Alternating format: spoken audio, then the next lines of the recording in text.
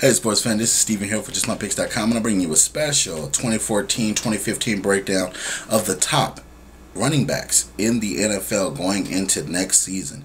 You know, it's going to be an action-packed list, so stay tuned. You may hear somebody you like. So, starting at number 5, he was great last season, but he did lose 3 key offensive linemen. I'm talking about Jamaal Charles. Jamaal Charles with the Kansas City Chiefs is going to be a big factor in the pass game and in the run game, but being that the Chiefs didn't really get better during the offseason, that scares me. That's one of the reasons why he dropped down. And when you don't have an offensive line that can block for you, you can ask Chris Johnson, former Tennessee Titan, now New York Jet. Life becomes hell. Life becomes crazy as a running back. Ask Maurice Jones-Drew when he played for Jacksonville. Life can be crazy.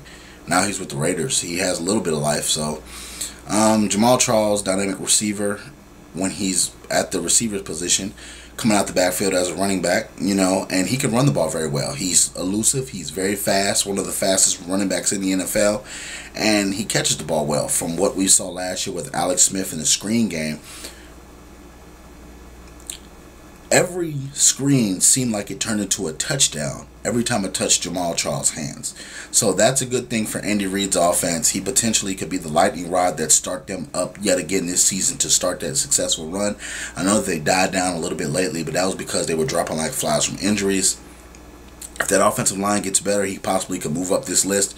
But as of right now, he's number 5. Coming in at number 4, Marshawn Lynch, the beast. Because the Seattle Seahawks don't have a real offense as far as passing the ball, you're looking at Marshawn Lynch getting majority of those carries, and that's why he's on this list at this number.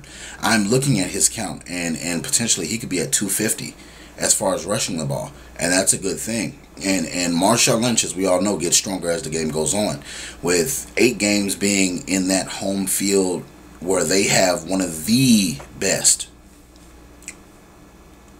home field advantages, that it's going to speak volumes when you see Marshawn Lynch run angry. And he may retire from what he says, but if he doesn't retire and he plays for the Seattle Seahawks, he's going to be one of the best running backs in the NFL. He has something to prove. He wants another big contract, so he's going to go out there and ball out. And he said it, like he said during the NFL Super Bowl week when they were doing the media, I don't talk, I just play, boss. And that's literally what he does. He's a hammer, and he continuously plows. He gets stronger as the game goes on. And all you New Orleans Saints out there, all you New Orleans Saints fans out there, know exactly what I'm talking about when I say that kid can ball. And he's the heart and soul. He's the leader of this team on offense. No matter what Russell Wilson says or does, this team gets their toughness from Marshawn Lynch. That's why he was brought there. His attitude, his grit. He just makes the game easier at the running back position. So he's the identity for this team, and that's why he's at number 4.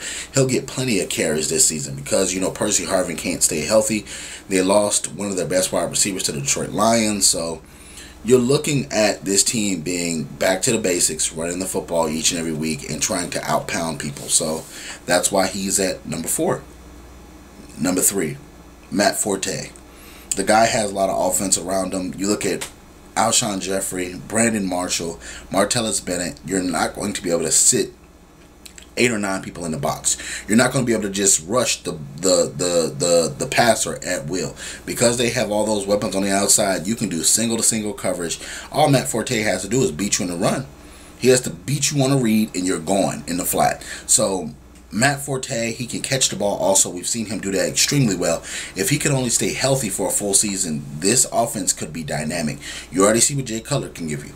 Brandon Marshall, Alshon Jeffrey, Martellus Bennett. So now with him, if he takes that next step and becomes elite, you're looking at the potential problem in the NFC North. You're looking at a potential problem in the NFC period, because the Bears are locked and loaded on offense. The defense is the only thing holding them back.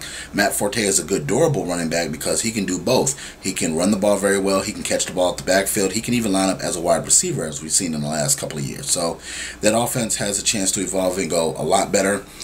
Rounding out at number 2, you have to go with LaShawn McCoy, another guy that can catch the ball very well, can run the ball very well. Chip Kelly's offense is going to be explosive. You look at them having the Shetland pony, Darren Sproles there, them getting Macklin back, them having Riley Cooper, them just having a plethora of wide receivers and playmakers around him. he'll have a chance to run the ball a lot. A lot of those screen plays as far as handoff screens and running back draws. Chip Kelly's offense is going to feature LeSean McCoy in so many different ways. That's why he's number 2 on this list. And because what you saw last year was just a glimpse of what he could do potentially moving forward. He's another guy that as the game goes on, he gets stronger and he does more later in the game than he does early in the game. So, Sean McCoy, Shady McCoy, as an Eagles fan, I'm happy. You know, going from Brian Westbrook to McCoy, we've been spoiled a little bit.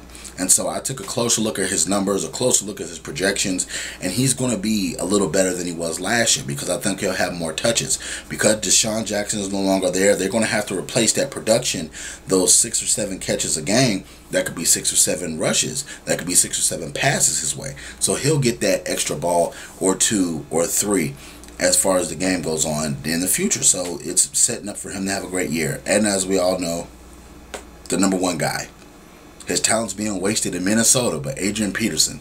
You know, Peterson is one of those guys that you don't get every decade. He is a man's man. He is the Jim Brown of this era.